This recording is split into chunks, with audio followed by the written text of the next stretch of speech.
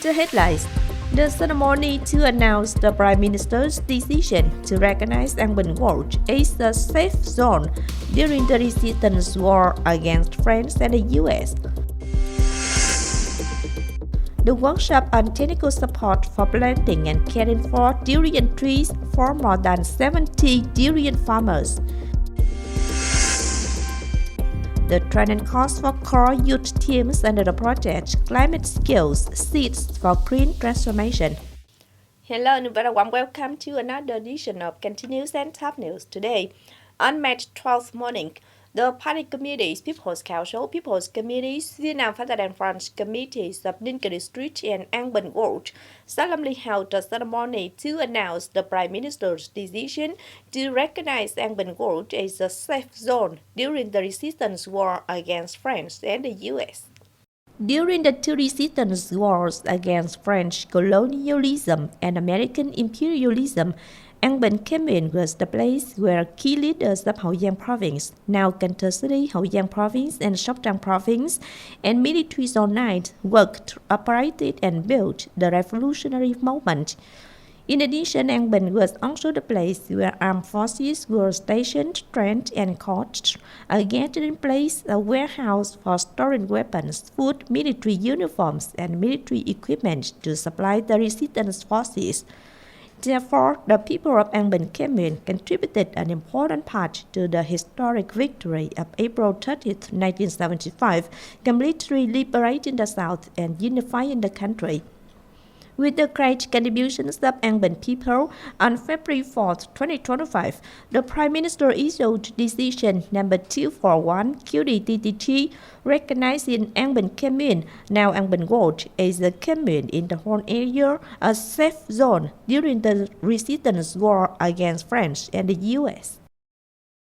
Also on March 12th morning, the monitoring delegation of Cần Thơ City's National Assembly delegation worked with the Departments of Home Affairs, Education and Training and the Management Board of Cần Thơ Export, Processing and Industrial Zones to monitor the implementation of policies and laws on the development and use of human resources to meet the requirements of socio-economic development, especially high-quality human resources in the period of 2021-2024 in Cần Thơ City. Deputy Head of the City National Assembly Delegation Đào Chí Nghĩa chaired the working session. In the period of 2021-2024, the city has sent more than 34,600 cadre civil servants and public employees to training at home and abroad.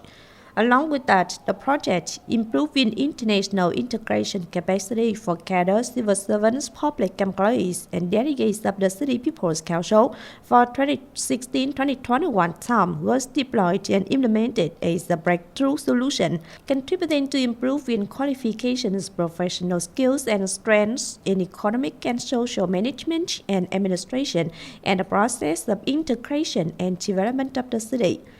However, according to the City Department of Home Affairs, during the above period, there were 1,194 cases of cadre civil servants and public employees quitting their jobs, most of which were due to low salaries and wages.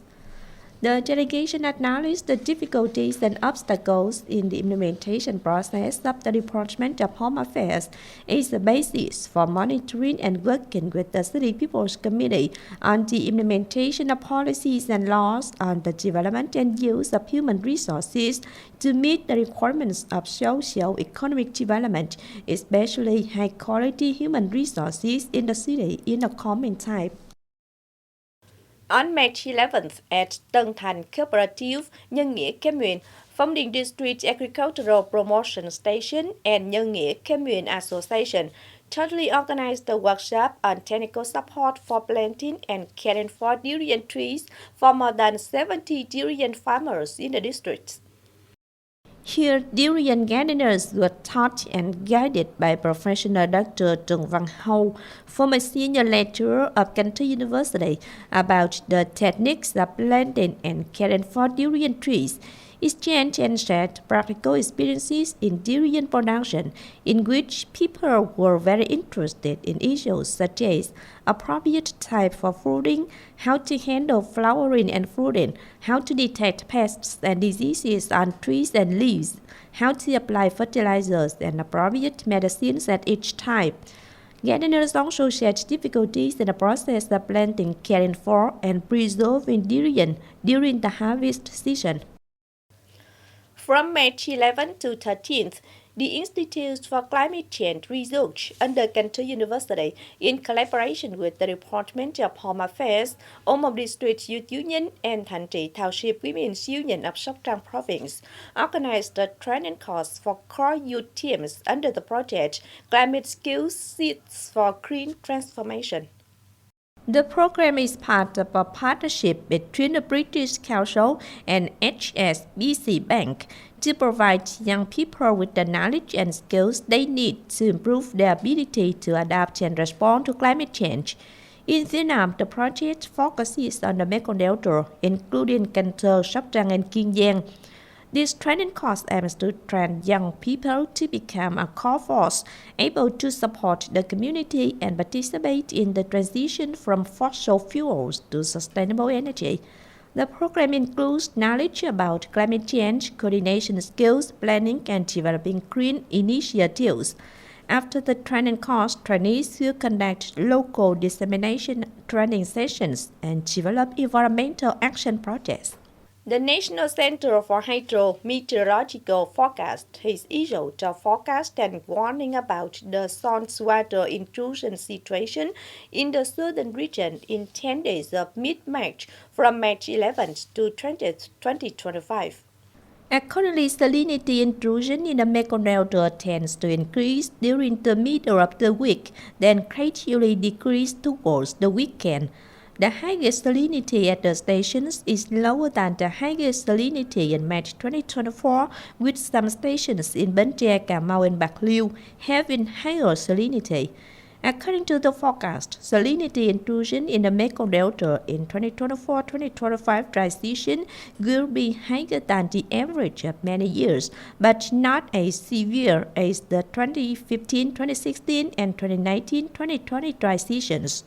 The cause of this situation is due to the impact of water sources from the upper Mekong River, high tides, and fluctuations in the calming tide. On the morning of March 11th, the organizing committee of the traditional camp, youth and women of the Armed Forces of Military Zone 9 in 2025 held a ceremony to hand over the houses of Comrades and 100 Vietnam Dong houses in Nước District, Cần Thơ City. In Tân Lợi, 2 area Tân Hưng Ward, the organizing committee of the camp presented a house from the 100 Vietnam Dong House program to Comrade Nguyễn Hải Đăng, permanent militia soldier.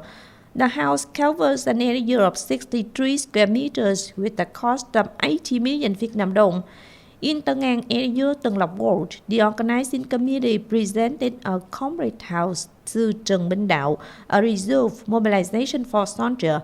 The house has an area of 60 square meters with a cost of 60 million Vietnam Dong.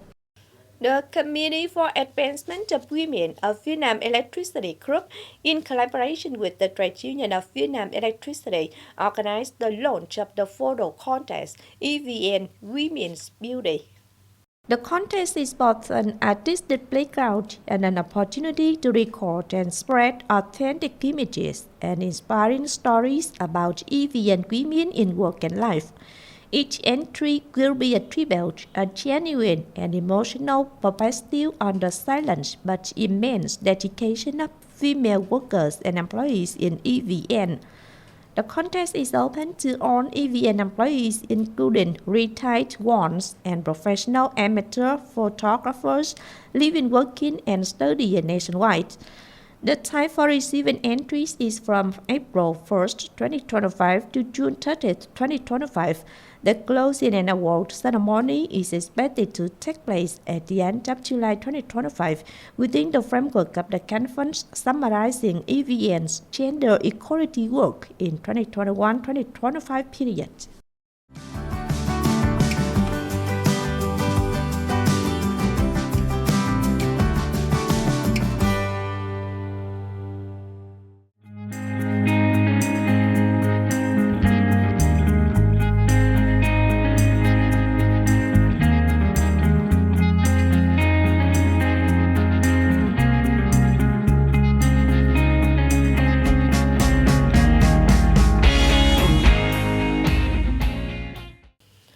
The updated weather forecast also wrapped up this edition of Continuous. If you want to watch again in this bulletin, please log on to our website, thtpct.vn.